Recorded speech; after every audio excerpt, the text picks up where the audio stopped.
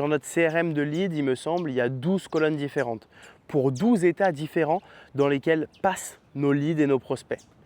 12, c'est énorme. Et donc évidemment, il faut avoir des closers et des setters qui vont pouvoir réussir à suivre chaque personne et sur plusieurs mois.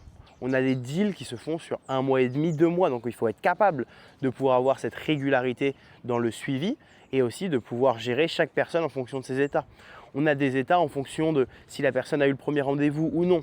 Si elle a eu le premier rendez-vous mais qu'elle était intéressée ou si elle n'était pas intéressée.